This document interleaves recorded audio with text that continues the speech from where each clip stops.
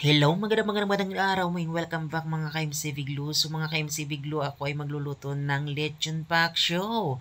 So sa lechon pak show mga ka-MC Biglo, simpleng luto lang po ito, no? Kayang-kaya po itong lulutuin, no?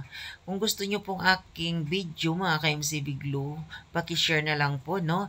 Ako ay magigisa na po ng bawang. Abang nagisa pong bawang at nag-golden brown, ilagay na po natin yung sibuyas na ating ginayat, no? Na kulay puti na sibuyas or onion. Ayan.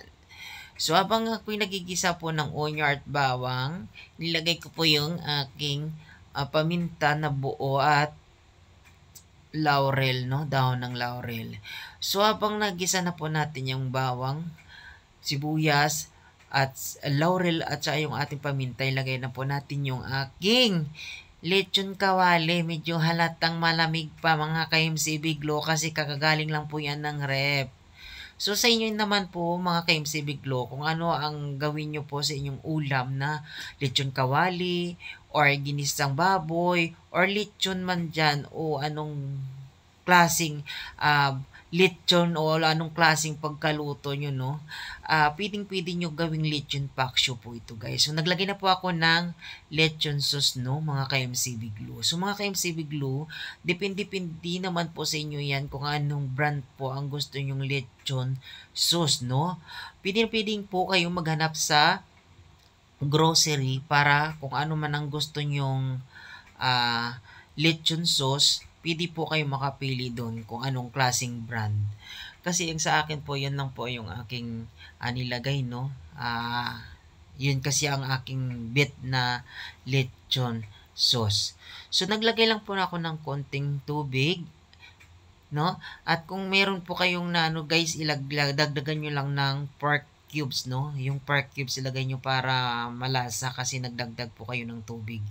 So, tatakpan lang po natin habang pakuluan po natin ng ilang minutes or 10 minutes po pakuluan po natin yan. And then, pag okay na po mga ka-MC Biglo, ayan. So, titingnan po natin kung okay na po yung ating lechon pak show.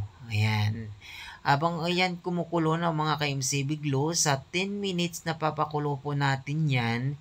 So, maglagay lang po na tayo ng konting suka, no? Para ma-absorb yung lasa po sa ating lechon paksyo.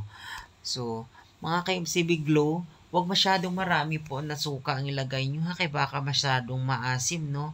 Konting-konti lang po para yung lasa ng ating lechon paksyo ma-absorb sa laman-laman at sa mga taba-taba. Oh no, joke lang, no? Hindi naman ko kayo tinitirang mataba kasi ako mataba din, joke lang. So, nagpanlagay po tayo ng konting asukal. Nagdagdag po ako ng konting asukal o sugar, mga ka-MC Biglo, para ito ay mas matimbang lalo yung lasa po natin, no?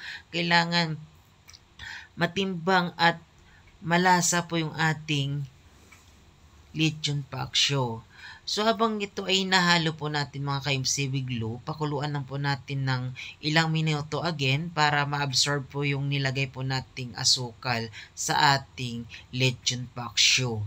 So, mga ka-MC Biglo, maraming salamat, no? Tayo ay kakain na po ng lechon pak show. Titikman po natin. Pakishare na lang po yung ating video po. Maraming salamat and God bless you sa inyong lahat.